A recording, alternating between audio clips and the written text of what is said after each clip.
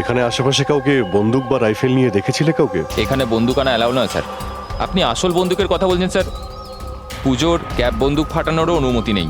আপনারা কাউকে দেখেছেন এখানে? না ম্যাম। না তো। না না ম্যাম। আচ্ছা আলিয়া, আপনি যখন এখানে এলেন রনির সাথে, আপনার কাউকে সন্দেহ হয়েছিল? মানে কেউ আপনাদের ফলো করছে, এমন কোনো লোক যে গন্ডগোলের মনে হচ্ছে? না স্যার, এরকম তো কেউ ছিল না। তাহলে কি গুলি আকাশ থেকে চলেছিল নাকি? স্যার আমি তো বললাম, রনি স্যারের আশপাশে তো কেউই উড়ছিল না, তাহলে আকাশ থেকে গুলি চালালো কে? হ্যাঁ স্যার, আকাশে কেউ ছিল না। আপনি চাইলে এই ফুটেজগুলো চেক করতে পারেন। এখানে কেউ নেই ওর সাথে।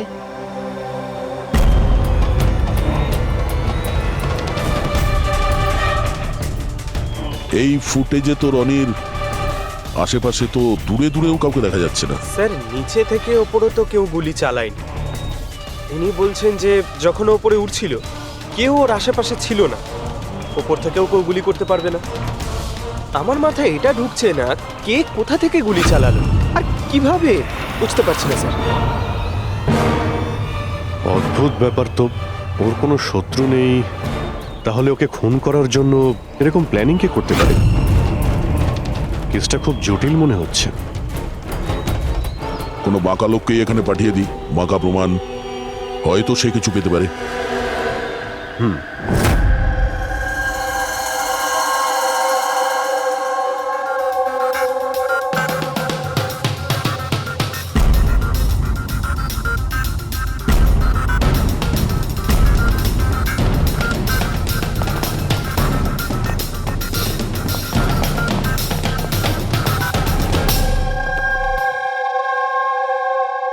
আরে বাহ, আজকে আপনারা দুজনে এমন ভাবে কাজে ডুবে আছেন যে মনে হচ্ছে যে অনেক প্রমাণ আমাদের হাতে দিয়ে আমাদেরকে পাঠাবেন এখান থেকে। অনেকগুলো প্রমাণ। হ্যাঁ, আর যদি একটাও না পাওয়া যেত? সোজা করে বলো না, কোনো প্রমাণ পাওনি, খুঁজে দেখোনি? ডক্টর সালুকে ওই গুলির ব্যাপারে কিছু জানতে পারেননি? আপাতত এইটুকু জানতে পেরেছি ভাই, ওপর থেকে কোনো ইউএফও গুলি চালিয়েছে। শালুকে তুমি না কোনোদিনই সোজাসুজি করে কথা বললে না। আরে এটা কি, এটা বোঝাও। আমাকে বোঝানোর জন্য এরকম করেছো? হ্যাঁ, বলো। এ দেখো বস, রনি মাটি থেকে 3000 ফুট উঁচুতে উঠছিল, আর ওর গুলিটা লেগেছে তার ওপর থেকে প্রায় 1000 ফুট উঁচু থেকে। আর এই গুলিটা 60 ডিগ্রি অ্যাঙ্গেলে এসে গায়ে লেগেছে। আমার তো ভেবেই কেমন যেন মাথাটা ঘুরছে। আকাশের উপর থেকে কে গুলি চালাতে পারে ওর উপর? এটা কিভাবে সম্ভব? এখনো হয়নি, আরো বাকি আছে বস।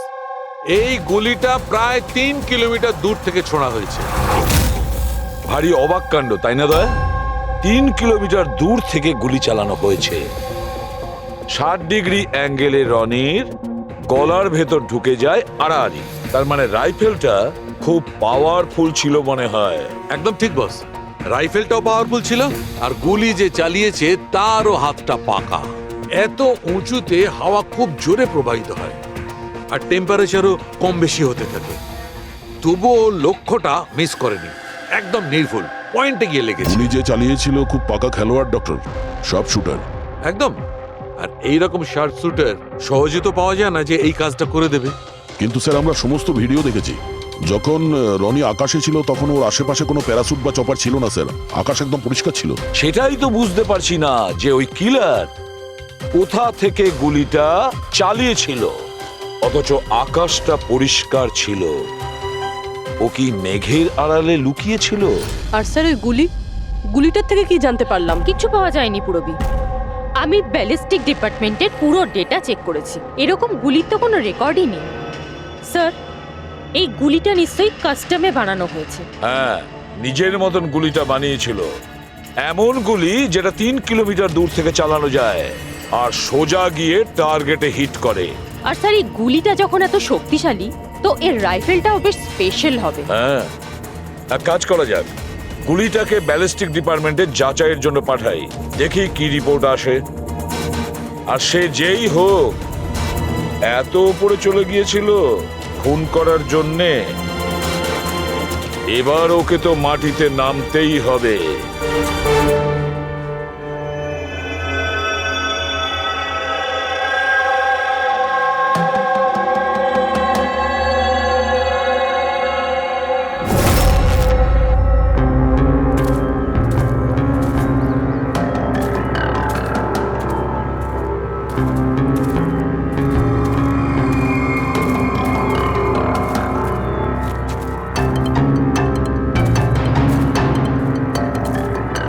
ব্রাদার উই ক্যান ডু ইট।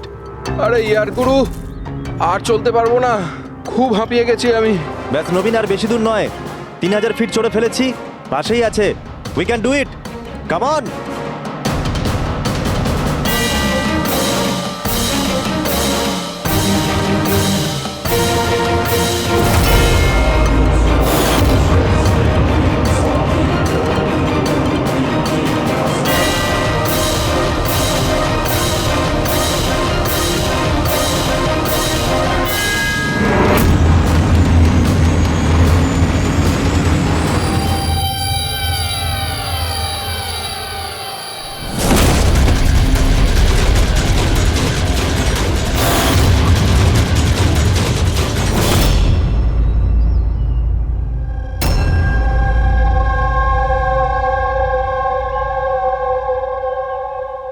এমন মনে হচ্ছে যে রনির মার্ডারের ফটোকপি দেখছি। 3000 ফিট উপরে ঠিক ওরকমই গুলি মেরেছে মাথার পেছনে। একেও একইভাবে গুলি চালিয়েছে। আচ্ছা, তোমরা যখন ট্রেকিং করছিলে, এই হিতেনের পিছনে কেউ কি ছিল? না স্যার, হিতেনই সবার পিছনে ছিল স্যার। স্যার এই দেখুন ফুটেজ। স্যার স্যার এটা ওই জায়গায় যেখানে এই সব কিছু হয়েছে। অদ্ভুত তো, পিছনে তো খোলা আকাশ রয়েছে, এমন কোনো জায়গা নেই যেখান থেকে গুলি করা যায়। তাহলে ওর গুলি লাগলো কি করে? দুটো কেসেই ধরা যাচ্ছে না যে গুলি কোথা থেকে চলেছে। স্যার একদম ঠিক বলছেন, আকাশ থেকে কোনো কাক বা পায়রা কি করে গুলি চালায়? এই গুলিটা চালালো কে? আর এই দুটো গুলি 24 ঘন্টার মধ্যেই চলেছে। আমার মনে হয় এই দুটো কেসের মধ্যে কোনো না কোনো কানেকশন আছে। আচ্ছা, এই হিতেন কি কাজ করতো? স্যার কলেজ স্টুডেন্ট ছিল স্যার, মুম্বাই গ্র্যাজুয়েশন করতে এসেছিল স্যার। ট্রেকিং এর অনেক শখ ছিল। অভিজিৎ, বুঝতে পারছি না যে কেউ একজন কলেজ স্টুডেন্টকে মারার জন্য এত প্ল্যান করবে কেন। সেটাই তো, প্রথমে রনি আর এখনই হিতেন। তবে আকাশ থেকে তৃতীয় গুলিতে অন্য কেউ মারা যাওয়ার আগে এই খুনিকে ধরতেই হবে খুব তাড়াতাড়ি। গত 24 ঘন্টায় দুটো খুন হয়েছে, দুটোই যুবক, আর দুজনকে মারার পদ্ধতিও অদ্ভুত। অদৃশ্য খুনি। স্যার দুজনেরই মৃত্যু হয়েছে অ্যাডভেঞ্চার স্পোর্টস করতে গিয়ে। মাটি থেকে 1000 ফুট ওপরে মেরেছে স্যার। কিন্তু স্যার ভাবার বিষয় এটাই যে খুনি এই অ্যাডভেঞ্চার স্পোর্টের সময়টাই কেন বাঁচলো এদেরকে মারার জন্য? ও তো ওদের যে কোনো সময় মারতে পারতো। এত লম্বা প্ল্যান দুটো বাচ্চাকে মারার জন্য? শুধু প্ল্যানিংটাই বড় ছিল না দা, গানটাও বড় ছিল। এই যে এইরকম। এটা কি রাইফেল স্যার? এটা হলো PX-65 রাশিয়ান গান, এটা লং রেঞ্জ। এইরকম বন্দুক দিয়ে মারা হয়েছে। ডক্টর সালুকে, এই বন্দুকটা দিয়ে 3 কিলোমিটার দূরে টার্গেটে কি হিট করা যায়? হ্যাঁ ফ্রেডি, শুটিং রেঞ্জে আমি এটা ট্রাই করে দেখেছি। এর রেঞ্জ 3 কিলোমিটারের বেশিই আছে। এরকম বন্দুক তো হয় মিলিটারিদের কাছে থাকবে, আর না হলে উগ্রপন্থীদের কাছে। ঠিক বলেছো বস। আর সেই জন্য আমার মনে হয় এটা শুধুমাত্র মার্ডারের ব্যাপার নয়, বড় ধরনের অপরাধ হতে চলেছে, লার্জ স্কেলে। স্যার একটা কাজ করো, দিল্লিতে যাও আর ইন্টেলিজেন্স ব্যুরো থেকে খোঁজ নাও যে এরকম বন্দুক কাদের হাতে থাকতে পারে আর সেটা কিভাবে।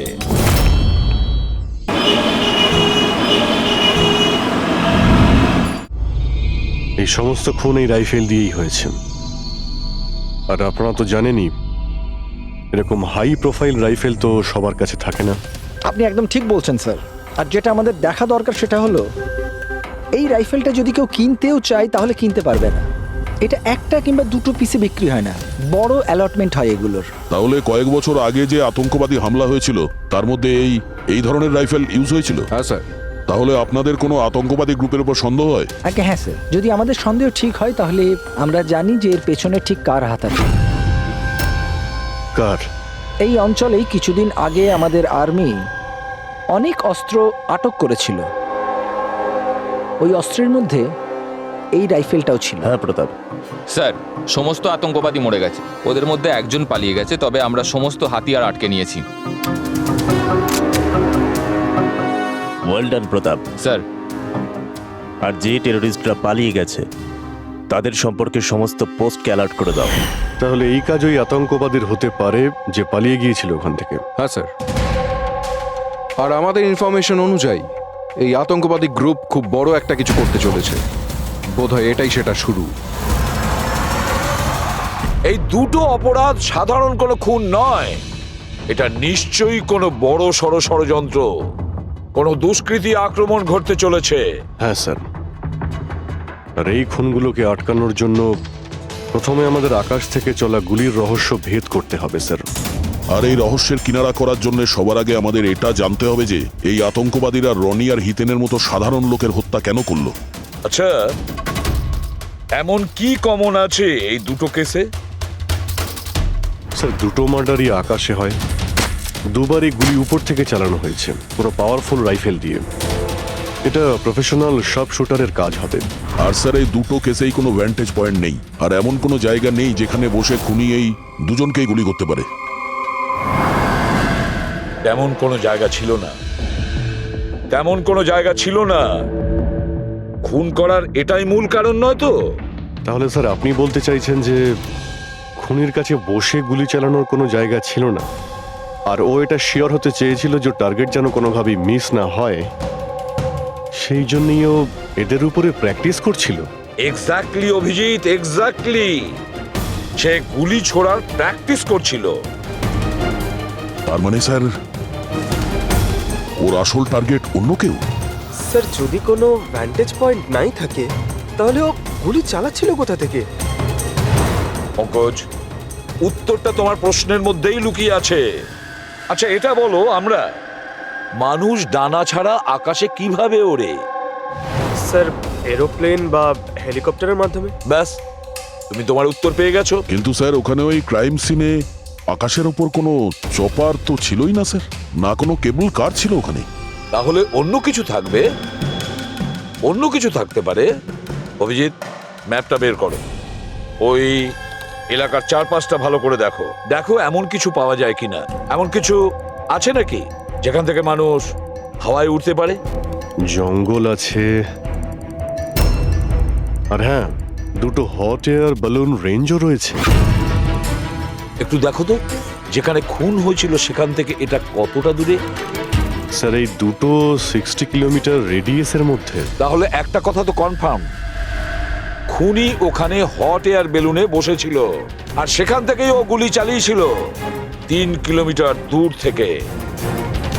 স্যার, কেউ যদি হট এয়ার বেলুনে চড়তে চায় তাহলে আগে থেকে বুকিং করতে হয়, এমনি কেউ যেতে পারে না। কোনো ব্যাপার না, তোমরা ওই হট এয়ার বেলুনের অফিসে গিয়ে খোঁজ নাও যে এমন কোন টুরিস্ট ছিল যে ওই দুটো দিনে ওই দুটো হট এয়ার বেলুনে ঘুরেছিল। এটা টোটাল 12 জনের লিস্ট আছে যারা সেদিন হট এয়ার বেলুনে বসেছিল। কিছু জন একা বসেছিল, কিছু জন গ্রুপ বানিয়ে বসেছিল। তোমার কি মনে আছে এদের মধ্যে কতজনের কাছে কোনো জিনিস বা ব্যাগ ছিল? বা কোনো সন্দেহজনক কাউকে দেখেছো? না, বদমাস তো কাউকে লাগছিল না, কিন্তু একজন বয়স্ক আন্টি ছিলেন। পিঠে একটা ব্যাকপ্যাক ছিল, আর চোখে চশমা আর মাথায় টুপি পরেছিলেন। হ্যাঁ, আমরাও অবাক ছিলাম যে এই বয়সে এই সব ট্রাভেলিং এর ইচ্ছা। আর যখন ফটো তোলা হচ্ছিল উনি লজ্জা পাচ্ছিলেন আর নিজের মুখ লুকোচ্ছিলেন। রবি, এই বয়স্ক আন্টি শার্প শুটের শুনে একটু অদ্ভুত লাগছে না? হ্যাঁ স্যার, আমি এখানে পাইলট। 25শে ফেব্রুয়ারি স্যার সব মিলিয়ে আমি 6 জনকে এয়ার বেলুনে চাপিয়েছি স্যার, আর 2 জনকে দিনের স্যার। আচ্ছা, তাদের মধ্যে কেউ মানে গন্ডগোলের লোক মনে হয়েছিল, কিংবা যার কাছে কোনো জিনিসপত্র ছিল? স্যার, এরকম তো কেউ ছিল না। হ্যাঁ, একজন বয়স্ক মানুষ ছিল, জানি না কেন বারবার চিৎকার করছিল। হয়তো ওর মুড খারাপ ছিল বা খিটখিটে ধরনের ছিল। ওনার হাতে কোনো কিছু ছিল? জিনিস তো ছিল না। হ্যাঁ, একটা লাঠি নিয়ে হাঁটছিল। লাঠি নিয়ে হাঁটছিল?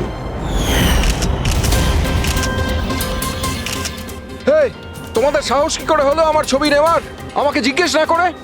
কিছু ভদ্রতা আছে না নেই? ওরাও ওগুলো ওরাও। আচ্ছা, ফটো তোলার জন্য রেগে গেছিল? কি অদ্ভুত ব্যাপার তাই না স্যার? লোক হট এয়ার বেলুনে তো প্রতিদিন বসে না, তাই না? তারা নিজেরাই ফটো তুলতে চায় যাতে এই স্মৃতিকে তারা সারা জীবন রাখতে পারে। আর কোনো বিশেষ কথা মনে আছে ওর ব্যাপারে? স্যার জানি না বলাটা ঠিক হবে কিনা। না না, বলো, যেটা মনে আছে খুলে বলো। ওনাকে হাঁটতে দেখে মনে হচ্ছিল না যে ওনার লাঠির প্রয়োজন আছে, কিন্তু তাও উনি লাঠি নিয়েই চলছিলেন। আচ্ছা,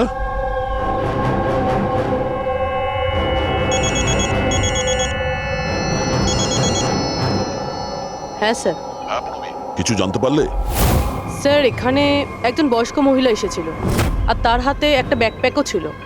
আর হ্যাঁ, ওই মহিলা ছবিও তুলতে চাইছিল না। আচ্ছা, এখানেও একজন বুড়ো লোক এসেছিল হট এয়ার বেলুনে চড়তে লাঠি নিয়ে, আর তারও ফটো তোলায় আপত্তি ছিল। স্যার এই বয়স্ক মহিলা আর বয়স্ক লোক একই ব্যক্তি নয় তো?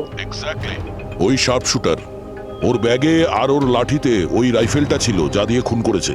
আর স্যার দুদিনই এ একাই ওপরে গিয়েছিল, কারণ যদি অন্য টুরিস্টের সাথে যেত তাহলে রাইফেল সেট করতে আর টার্গেট সেট করতে প্রবলেম হয়ে যেত।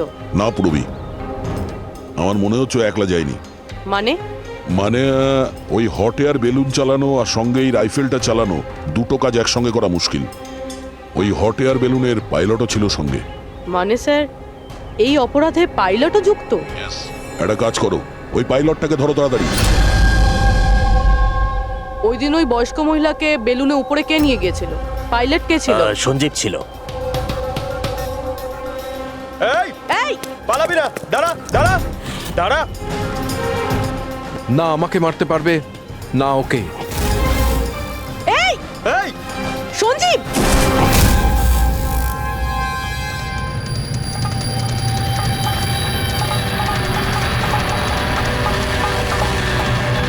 আরে তো প্রাণ দেওয়ার জন্য একদম তৈরি ছিল। এটা কোনো ছোটখাটো মার্ডার নয় পঙ্কজ, অনেক বড় মিশন। যদি তাড়াতাড়ি আটকানো না যায় তাহলে বড় সড় বিপদ হবে। আচ্ছা গীতা, 24শে ফেব্রুয়ারি যে লোকটা গ্রুপে যেতে চাইছিল না, একলা যেতে চাইছিল, ওর পাইলট কে ছিল? কে নিয়ে গেছিল? সোলো ট্রাভেলারকে তো দিনেশ নিয়ে গিয়েছিল। অদ্ভুত ব্যাপার দিনেশ, এতক্ষণ ধরে চুপ করে আছো, কিছু বলছো না কেন? তোমরা আমাকে ধরতেই পারবে না।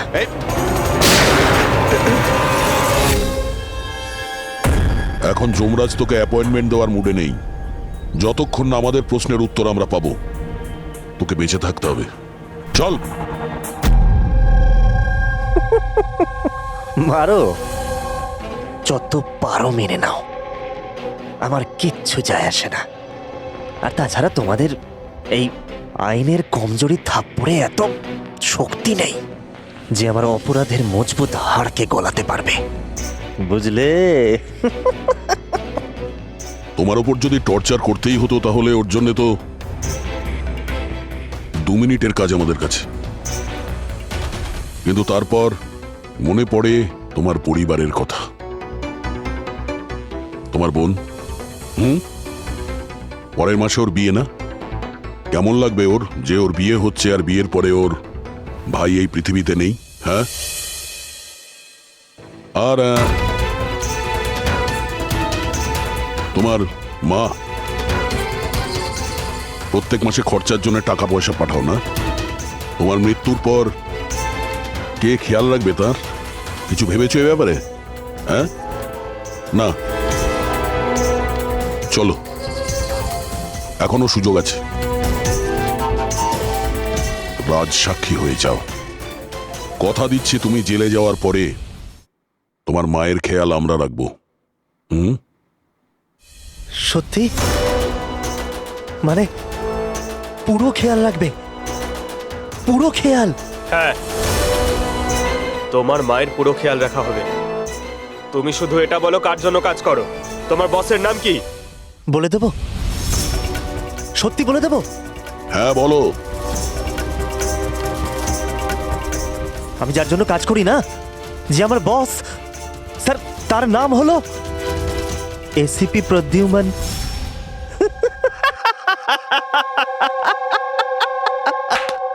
এসিপি প্রদ্যুম্ন, যাও ধরে নাও আর গ্রেফতার করে নাও তাকে। বলেছিলাম না আমি কিচ্ছু বলবো না, যা করার আছে করে নাও। সিআইডি কোথাকার। সিআইডি। বস বস,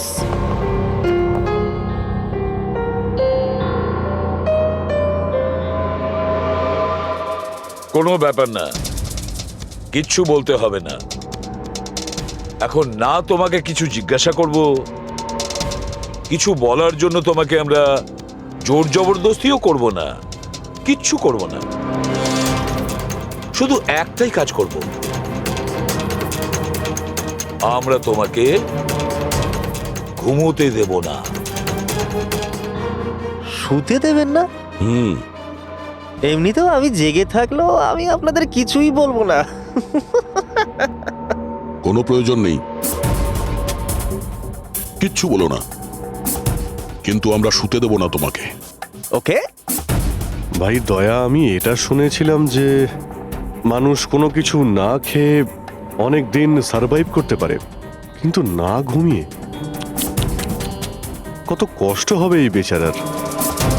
তোর বাঁচাটা খুবই মুশকিল, আমি এসব দেখতে পারবো না।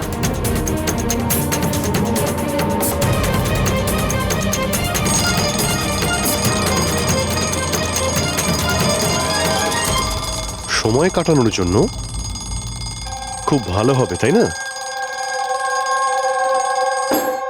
তোর জীবনের শেষ মুহূর্তগুলো তুই এই কাঁটার সঙ্গে গুনতে থাকবি, ঠিক আছে?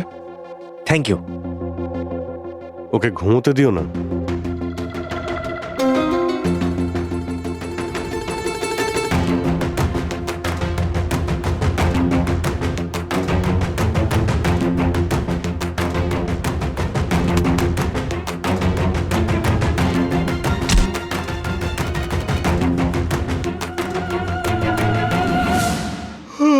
ফ্রেডি স্যার, আরে কোথায় আছেন আপনি?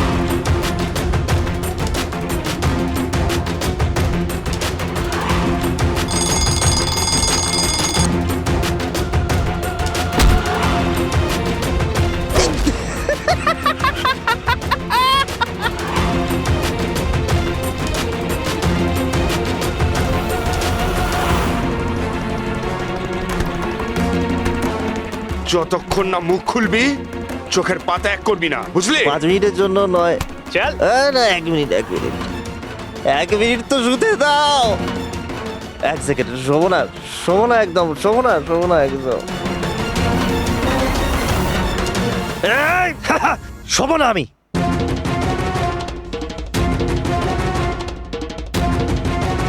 এবারও ভেঙে পড়বে।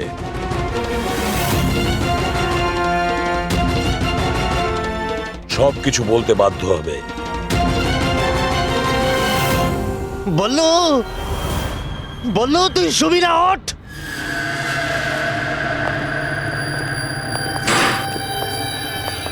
এই ঘুমোতে চাস?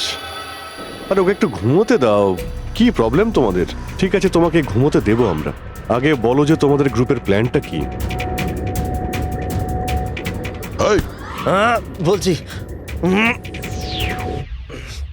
আমার নাম দীনেশ নয়,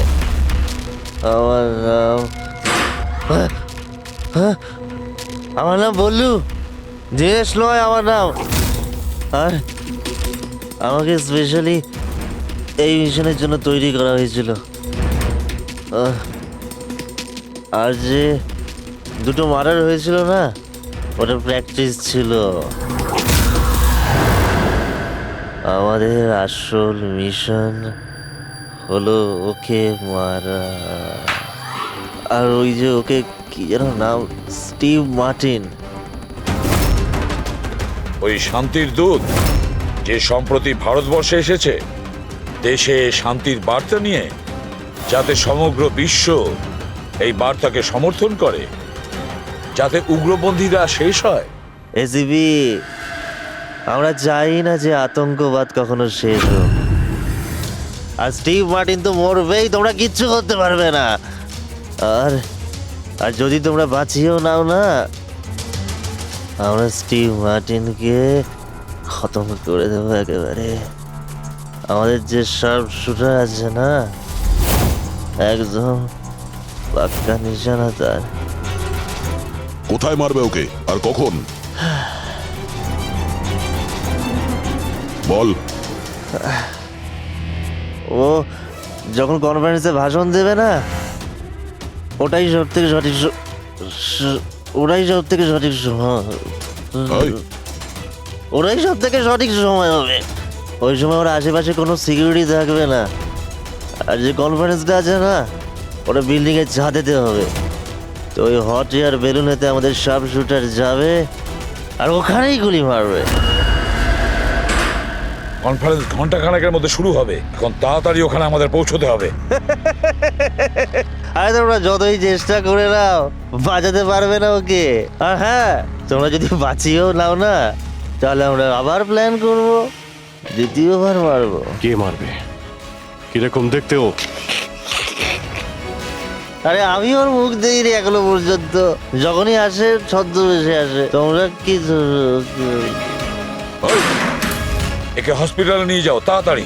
স্যার, আমরা কি হট এয়ার বেলুনটা আটকাতে পারি না যতক্ষণ এই কনফারেন্স শেষ হচ্ছে? না ফেডরিক, এই সব কিছু বন্ধ করা যাবে না। আজকে আটকালে কালকে অন্যরকম প্ল্যান করবে। আজকের প্ল্যান আমরা জানি, আজই ওদেরকে ধরবো।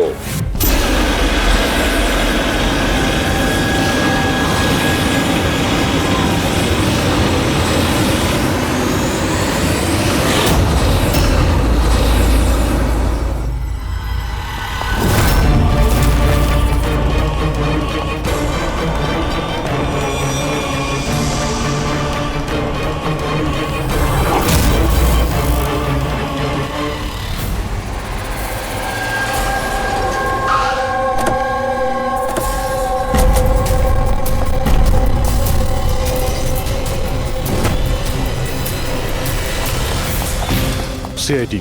মিস্টার স্টিভ মার্টিন কোথায়? ওপরে কনফারেন্স রুমে। ওর কাছে নিয়ে চলুন, আসুন। তাড়াতাড়ি। তাড়াতাড়ি।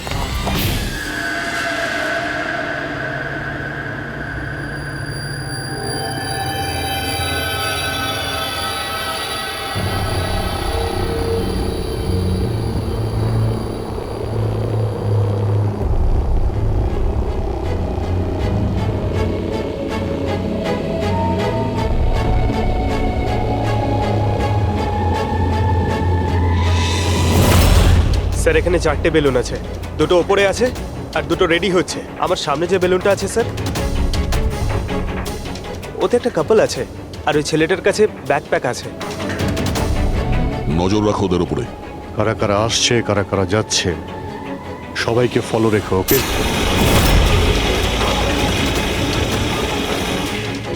স্যার, ওদের বেলুন টেক অফ করেছে। হ্যাঁ,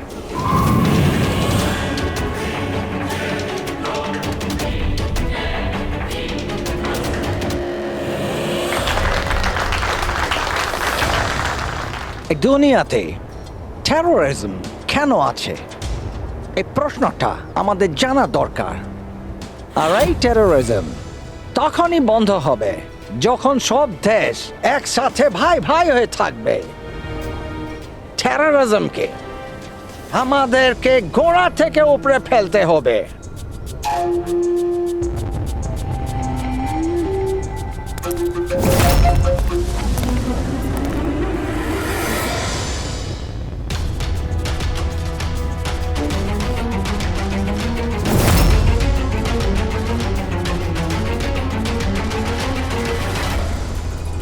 দুজন মিউজিশিয়ানকে দেখছি, ওরার জন্য তৈরি হচ্ছে। ওদের হাতে গিটারের ব্যাগ আছে। এবার এটা বলা খুবই মুশকিল যে ভেতরে গিটার আছে নাকি গান।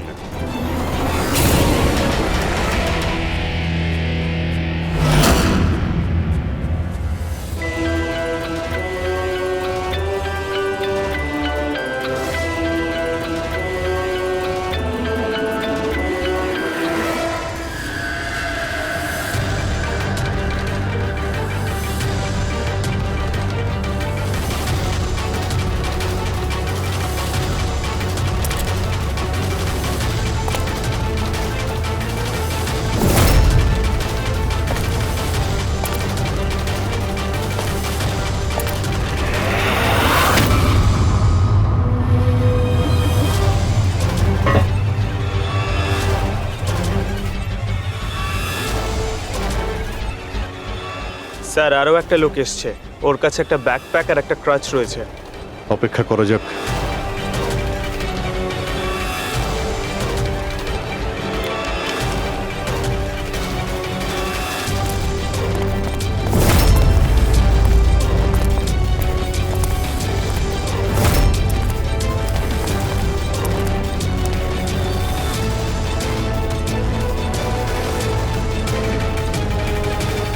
স্যার, ক্যামেরা ক্রু এসেছে। ওদের কাছে আবার দুটো ব্যাগ। Camera crew?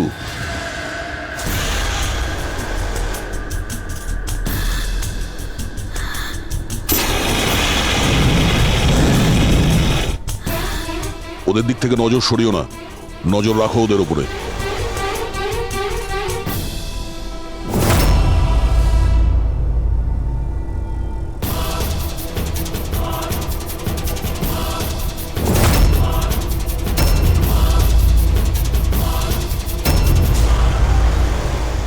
স্যার, এখানে তো অনেক বেলুন উঠছে। সুইসাইড বম্বিং কি এটা? কেউ নিজের খুশিতে নিজের প্রাণ কি করে দিতে পারে? জীবন precious. Oh no, We need to respect এতগুলো বলুন, আর সব এর মধ্যে দেশে আমরা যেটা খুঁজছি সেটা কোনটা? মনে হচ্ছে ছদ্মবেশে এসছে। মুখ দেখে গন্ডগোলের মনে হচ্ছে।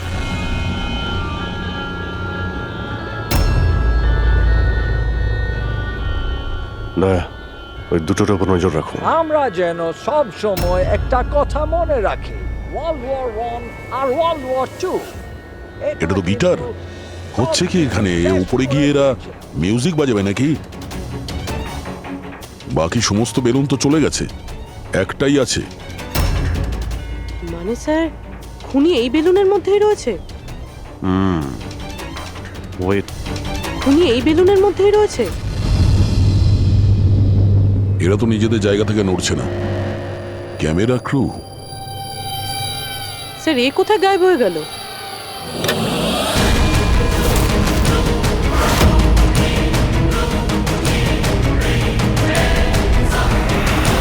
স্যার, এর কাছে তো রাইফেল রয়েছে, যেমনটা সালুমকে স্যার বলেছিল। অভিজিৎ,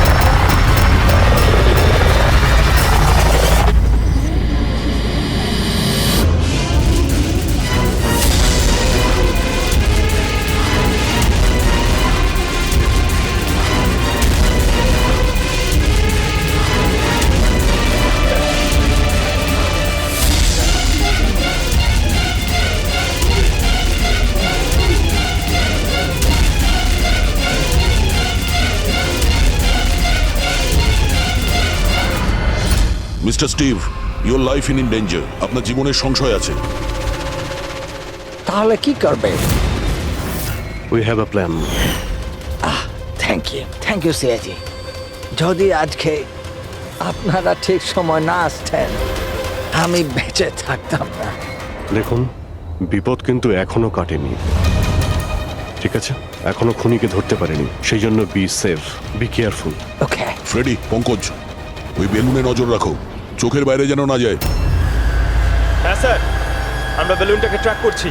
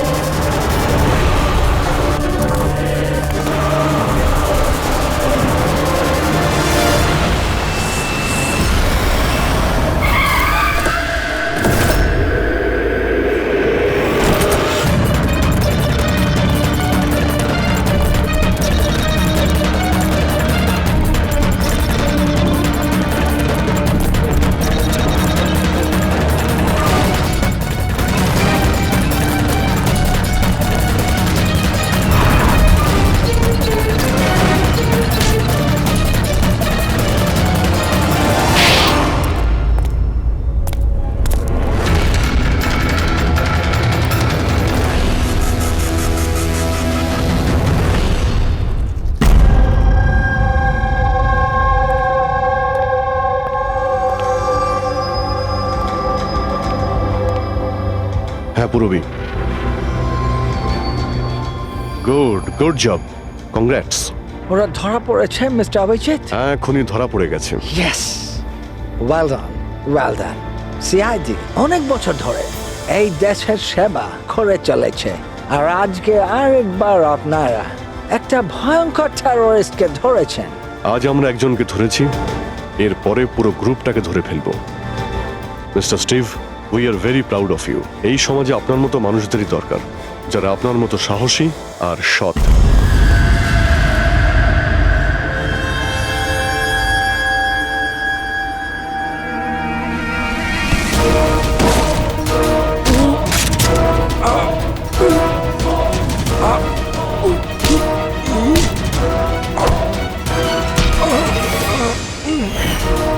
তাহলে তুমি ছদ্মবেশে রনি আর হিতেনকে মেরেছো?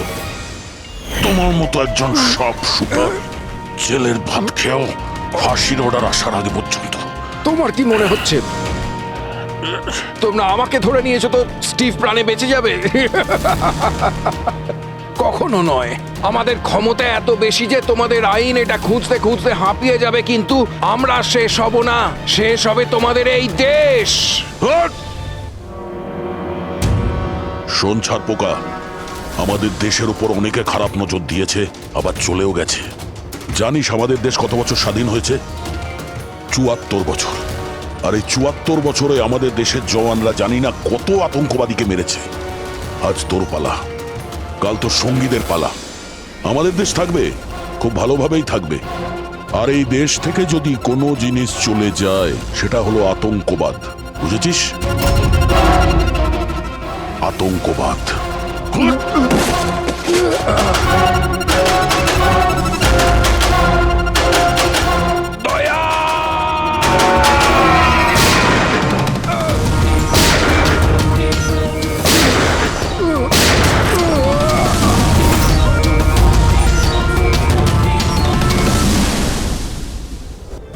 আতঙ্কবাদী, পিঠেই গুলি মারবি।